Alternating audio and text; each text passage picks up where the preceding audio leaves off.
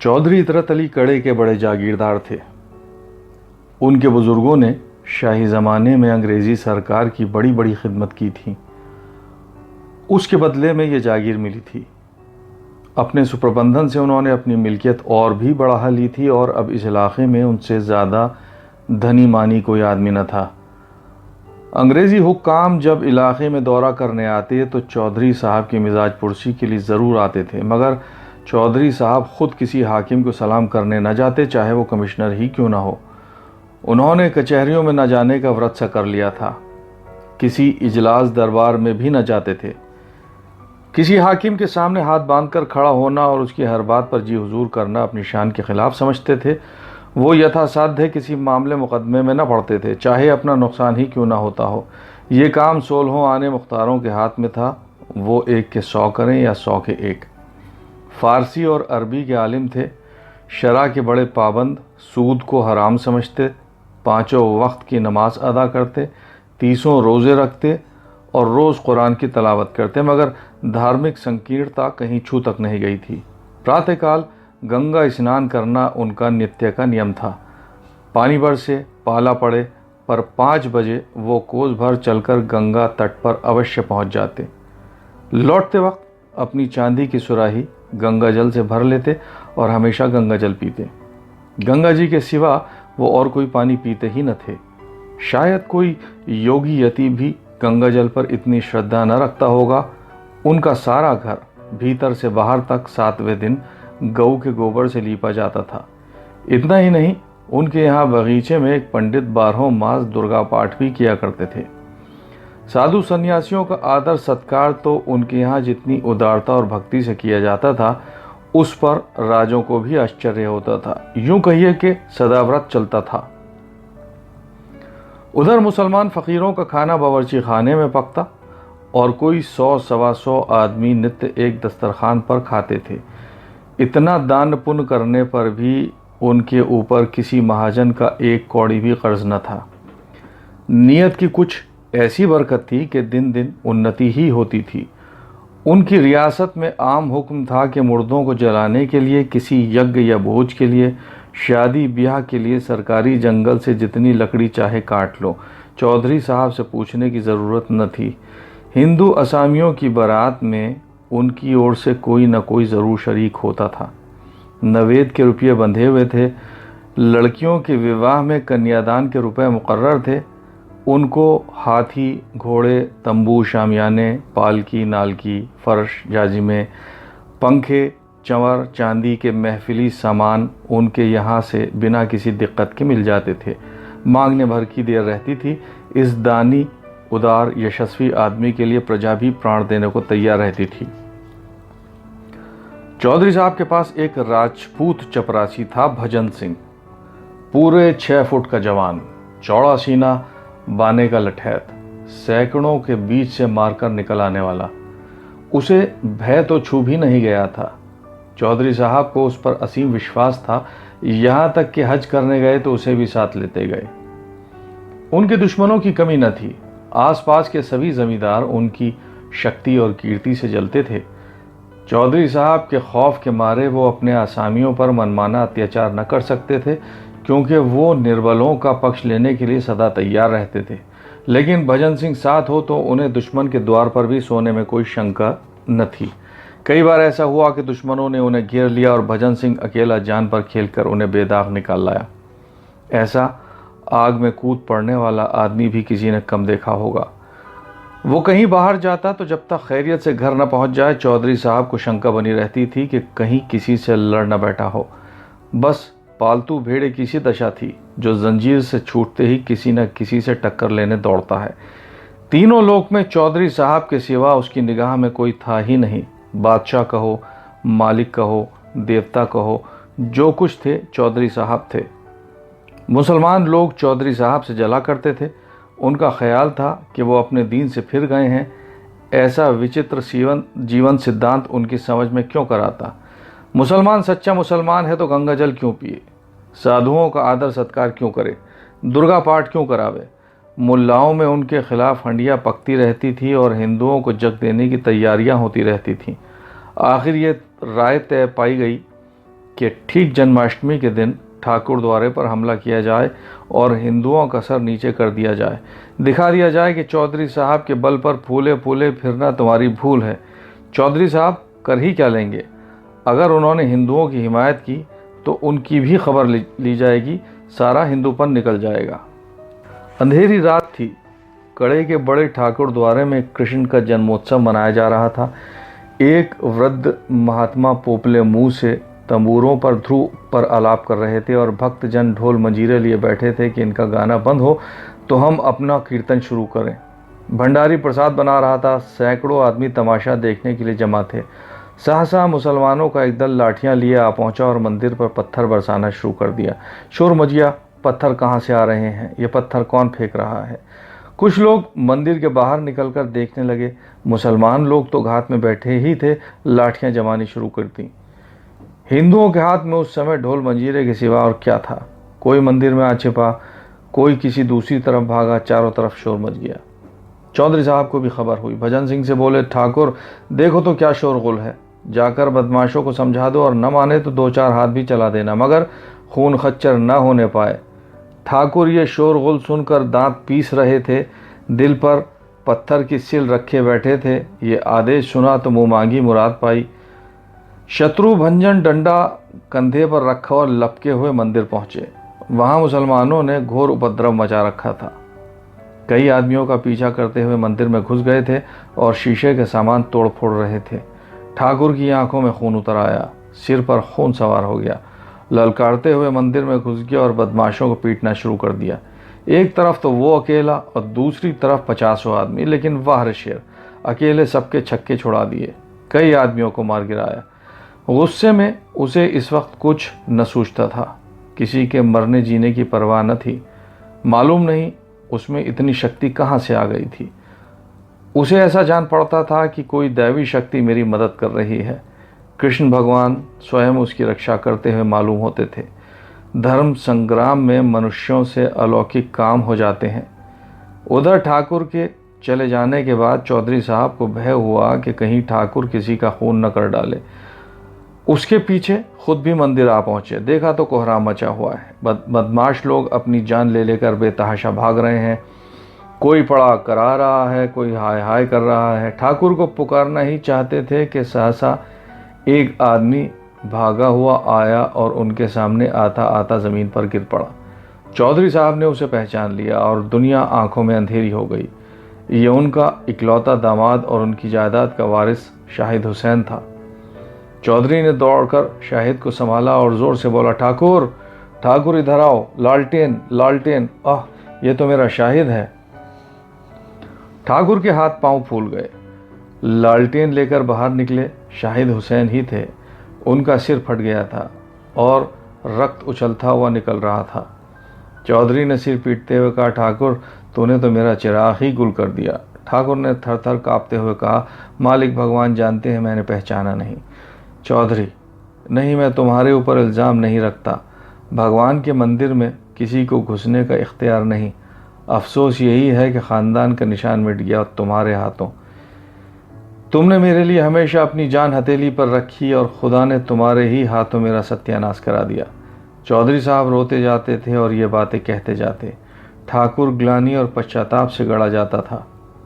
अगर उसका अपना लड़का मारा गया होता तो उसे इतना दुख ना होता। आह मेरे मालिक, मेरे हाथों मेरे मालिक का सर्वनाश हुआ। जिसके पसीने की जगह वो खून बहाने को तैयार रहता था, जो उसका स्वामी ही नहीं इष्ट था, जिसके ज़रा से इशारे पर वो आग में कूद सकता था, उसी के वंश की उसने जड़ काट दी। वो उसकी आस्तीन का सांप निकला। रूंधे हुए कंठ से बोला, सरकार मुझसे बढ़कर अभागा और कौन होगा। मेरे मुंह में कालिक लग गई। ये कहते कहते ठाकुर ने कमर से छुरा निकाल लिया।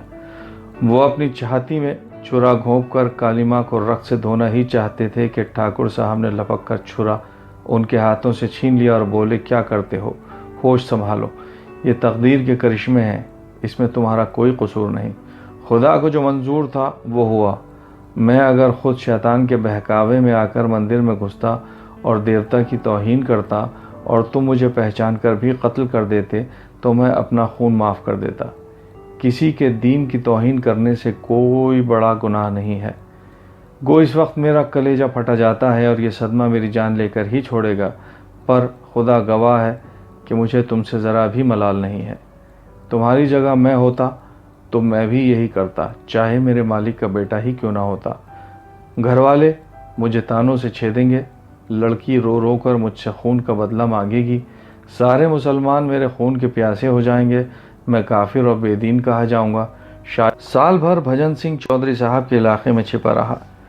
एक और मुसलमान लोग उसकी टोह में लगे रहते, दूसरी ओर पुलिस, लेकिन चौधरी उसे हमेशा छिपाते रहते थे। अपने समाज के ताने सहे, अपने घर वालों का तिरस्कार सहा, पुलिस के बार सहे, मुल्लाओं की धमकियां सही, पर भजन सिंह की खबर किसी को कानो कान न होने दी। ऐसे वफादार स्वामी भक्त सेवक को वो जीते जी निर्दयी कानून के पंजे में न देना चाहते थे। उनके इलाके की छावनियों में कई बार तलाशियां हुई। मुल्लाओं ने घर के नौकरों, मामाओं, लड़कियों को साथ मिलाया, लेकिन चौधरी ने ठाकुर को अपने एहसानों की भांति छिपाए रखा। लेकिन ठाकुर को अपने प्राणों की रक्षा के लिए चौधरी साहब को संकट में पड़े देखकर असहनीय वेदना होती थी। उसके जी में बार बार आता था, चलकर मालिक से कह दूं, मुझे पुलिस के हवाले कर दीजिए, लेकिन चौधरी साहब बार बार उसे छिपे रहने की ताकीद करते रहे। जाड़ों के दिन थे, चौधरी साहब अपने इलाके का दौरा कर रहे थे। अब वो मकान पर बहुत कम रहते थे। घर वालों के शब्द बाड़ों से बचने का यही उपाय था। रात का खाना खाकर लेटे ही थे कि भजन सिंह आकर सामने खड़ा हो गया। उसकी सूरत इतनी बदल गई थी कि चौधरी साहब देखकर चौंक पड़े।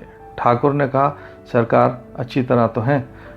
चौधरी, हाँ, खुदा का फजल है। तुम तो बिल्कुल पहचाने ही नहीं जाते, इस वक्त कहाँ से आ रहे हो? ठाकुर, मालिक, अब तो छिप कर नहीं रहा जाता। हुक्म हो तो जाकर अदालत में हाजिर हो जाऊं, जो भाग्य में लिखा होगा वो होगा। मेरे कारण आपको इतनी हैरानी हो रही है, यह मुझसे नहीं देखा जाता। चौधरी, नहीं ठाकुर, मेरे जीते जी नहीं। तुम्हें जानबूझकर भाड़ में नहीं डाल सकता। पुलिस अपनी मर्जी के माफिक शहादतें बना लेगी और मुफ्त में तुम्हें जान से हाथ धोना पड़ेगा। तुमने मेरे लिए बड़े बड़े खतरे सहे हैं, अगर मैं तुम्हारे लिए इतना भी ना कर सकूं तो कोई फ़ायदा नहीं। ठाकुर, कहीं किसी ने सरकार? चौधरी, इसका बिल्कुल गम ना करो, जब तक खुदा को मंजूर ना होगा कोई मेरा बाल भी बाका नहीं कर सकता। तुम अब जाओ, यहाँ ठहरना खतरनाक है। ठाकुर, सुनता हूँ लोगों ने आपसे मिलना जुलना छोड़ दिया है। चौधरी, दुश्मनों का दूर रहना ही अच्छा। लेकिन ठाकुर के दिल में जो बात जम गई थी वो न निकली। इस मुलाकात ने उसका इरादा और भी पक्का कर दिया। इन्हें मेरे कारण यूँ मारे मारे फिरना पड़ रहा है। यहाँ इनका कौन अपना बैठा हुआ है जो चाहे आकर हमला कर सकता है। मेरी जिंदगानी को धिक्कार। प्रातःकाल ठाकुर ज़िला हाकिम के बंगले पर पहुंचा। साहब ने पूछा, तुम अब तक चौधरी के कहने से छिपे थे? ठाकुर, नहीं हुजूर, अपनी जान के खौफ से। चौधरी साहब ने यह खबर सुनी तो सन्नाटे में आ गए। अब क्या हो? अगर मुकदमे की पैरवी न की गई तो ठाकुर का बचना मुश्किल है। पैरवी करते हैं तो इस्लामी दुनिया में तहलका पड़ जाता है, चारों तरफ से फतवे निकलने लगेंगे। उधर मुसलमानों ने ठान ली कि इसे फांसी दिलाकर ही छोड़ेंगे। आपस में चंदा किया गया। मुसलमानों ने मस्जिद में चंदे की अपील की, द्वार द्वार झोली बांधकर घूमे। इस पर कौमी मुकदमे का रंग चढ़ाया गया। मुसलमान वकीलों को नाम कमाने का मौका मिला। आसपास के ज़िलों से लोग जिहाद में शरीक होने के लिए आने लगे। चौधरी साहब ने भी पैरवी करने का निश्चय किया, चाहे कितनी ही आफतें क्यों न सर पर आ पड़े। ठाकुर उन्हें इंसाफ की निगाह में बेकसूर मालूम होता था और बेकसूर की रक्षा करने में उन्हें किसी का खौफ न था। घर से निकल पड़े और शहर में जाकर डेरा जमा लिया। 6 महीने तक चौधरी साहब ने जान लड़ाकर मुकदमे की पैरवी की। पानी की तरह रुपये बहाए, आंधी की तरह दौड़े, वो सब कुछ किया जो ज़िंदगी में कभी ना किया था और न पीछे कभी किया। अहलकारों की खुशामदें की, वकीलों के नाज उठाए, हाकिमों को नज़रें दी और ठाकुर को छुड़ा लिया। सारे इलाके में धूम मच गई। जिसने सुना दंग रह गया। इसे कहते हैं शराफत। अपने नौकर को फांसी से उतार लिया, लेकिन सांप्रदायिक द्वेष ने इस सत्कार्य को और ही आंखों से देखा। मुसलमान झल्लाए, हिंदुओं ने बगले बजाईं। मुसलमान समझे इनकी रही सही मुसलमानी भी गायब हो गई। हिंदुओं ने ख्याल किया कि अब इनकी शुद्धि कर लेनी चाहिए, इसका मौका आ गया। मुल्लाओं ने ज़ोर ज़ोर से तबलीग की हाँक लगानी शुरू करी। हिंदुओं ने भी संगठन का झंडा उठाया। मुसलमानों की मुसलमानियत जाग उठी और हिंदुओं का हिंदुत्व। ठाकुर के कदम भी इस रेले में उखड़ गए। मनचले थे ही हिंदुओं के मुखिया बन बैठे। जिंदगी में कभी एक लोटा जल तक शिव को न चढ़ाया था, अब देवी देवताओं के नाम पर लठ चलाने के लिए उद्यत हो गए। शुद्धि करने के लिए कोई मुसलमान न मिला तो दो एक चमारों की ही शुद्धि करा डाली। चौधरी साहब के दूसरे नौकरों पर भी असर पड़ा। जो मुसलमान मस्जिद के सामने खड़े न होते थे वो पांचों वक्त की नमाज अदा करने लगे। जो हिंदू कभी मंदिरों में झांकते न थे वो दोनों वक्त संध्या करने लगे। बस्ती में हिंदुओं की संख्या अधिक थी, उस पर ठाकुर भजन सिंह बने उनके मुखिया, जिनकी लाठी का लोहा सब मानते थे। पहले मुसलमान संख्या में कम होने पर भी उन पर गालिब रहते थे क्योंकि वो संगठित न थे, लेकिन अब वो संगठित हो गए थे। मुट्ठी भर मुसलमान उनके सामने क्या ठहरते। एक साल और गुजर गया, फिर जन्माष्टमी का उत्सव आया। हिंदुओं को अभी तक अपनी हार भूली न थी। गुप्त रूप से बराबर तैयारियां होती रहती थीं। आज प्रातःकाल से ही भक्त लोग मंदिर में जमा होने लगे। सबके हाथों में लाठियां थीं। कितने ही आदमियों ने कमर में छुरे छुपा रखे थे। छेड़कर लड़ने की राय पक्की हो गई थी। पहले कभी इस उत्सव में जुलूस न निकला था, आज धूमधाम से जुलूस भी निकालने की तैयारी ठहरी। दीपक जल चुके थे। मस्जिदों में शाम की नमाज होने लगी थी। जुलूस निकला। हाथी, घोड़े, झंडे, झंडियाँ, गाजे बाजे सब साथ थे। आगे आगे भजन सिंह अपने अखाड़े के पट्ठों को लिए अकड़ते चले जाते थे। जामा मस्जिद सामने दिखाई दी। पट्ठों ने लाठियां संभाली। सब लोग सतर्क हो गए। जो लोग इधर उधर बिखरे हुए थे आकर सिमट गए। आपस में कुछ कानाफूसी हुई। गाजे बाजे और ज़ोर से बजने लगे। जय जयकार की ध्वनि और ज़ोर से उठने लगी। जुलूस मस्जिद के सामने आ पहुंचा। सहसा एक मुसलमान ने मस्जिद से निकलकर कहा, नमाज का वक्त है, बाजे बंद कर दो। भजन सिंह, बाजे बंद ना होंगे। मुसलमान, बंद तो करने पड़ेंगे। भजन सिंह, तुम अपनी नमाज क्यों नहीं बंद कर देते? मुसलमान, चौधरी साहब के बल पर मत फूलना, अब के होश ठंडे हो जाएंगे। भजन सिंह, चौधरी साहब के बल पर तुम फूलो, यहाँ अपने ही बल का भरोसा है, यह धर्म का मामला है। इतने में कुछ और मुसलमान निकल आए और बाजे बंद करने का आग्रह करने लगे। इधर और ज़ोर से बाजे बजने लगे। बात बढ़ गई। एक मौलवी ने भजन सिंह को काफिर कह दिया। ठाकुर ने उसकी दाढ़ी पकड़ ली। फिर क्या था, सूरमा लोग निकल पड़े और मारपीट शुरू हो गई। ठाकुर हल्ला मारकर मस्जिद में घुस गए और मस्जिद के अंदर मारपीट होने लगी। ये नहीं कहा जा सकता कि मैदान किसके हाथ रहा। हिंदू कहते थे हमने खदेड़ खदेड़ कर मारा। मुसलमान कहते थे हमने वो मार मारी है कि फिर सामने नहीं आएंगे। इन पर विवादों के बीच में एक बात सब लोग मानते थे, वो थी ठाकुर भजन सिंह की अलौकिक वीरता। मुसलमानों का कहना था कि ठाकुर ना होता तो हम किसी को जिंदा न छोड़ते। हिंदू कहते थे कि ठाकुर सचमुच महावीर का अवतार है। इसकी लाठियों ने सबों के छक्के छुड़ा दिए। उत्सव समाप्त हो चुका था। चौधरी साहब दीवान खाने में बैठे हुक्का पी रहे थे। उनका मुख लाल था, त्योरियां चढ़ी हुई थीं और आंखों से चिंगारियां सी निकल रही थीं।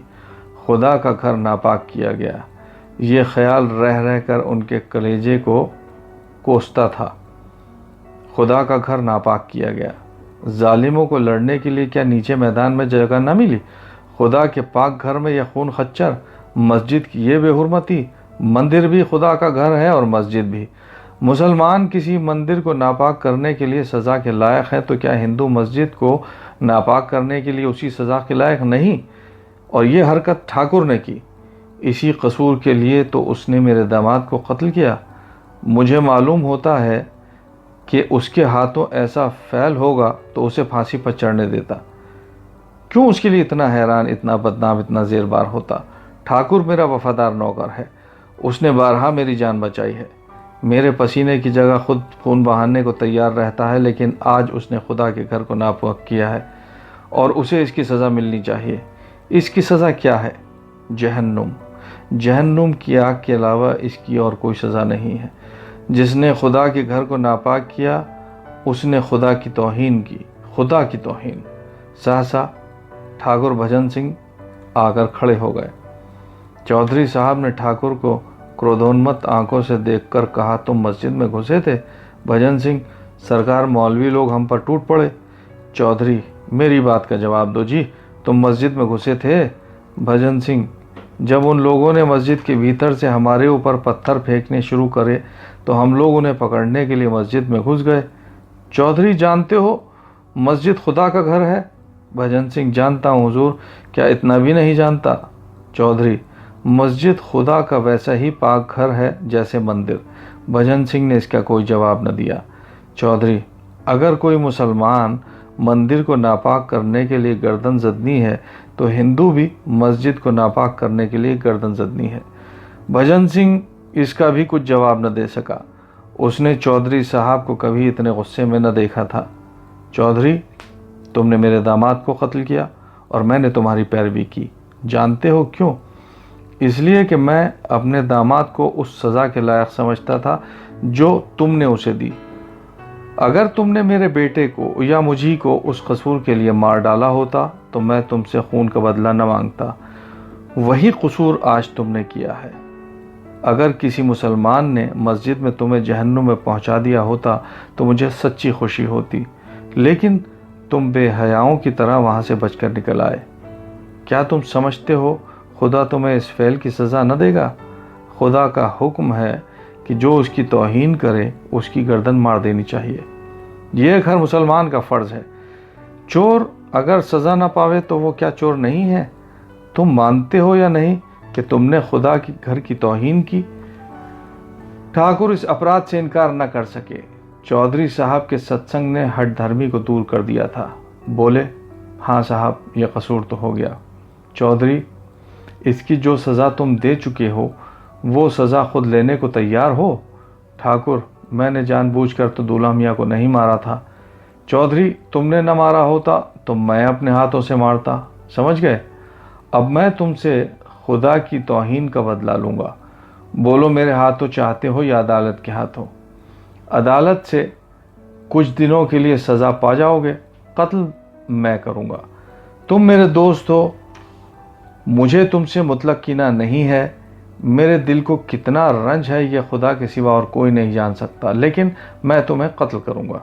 ये मेरे दीन का हुक्म है। ये कहते हुए चौधरी साहब तलवार लेकर ठाकुर के सामने खड़े हो गए। विचित्र दृश्य था।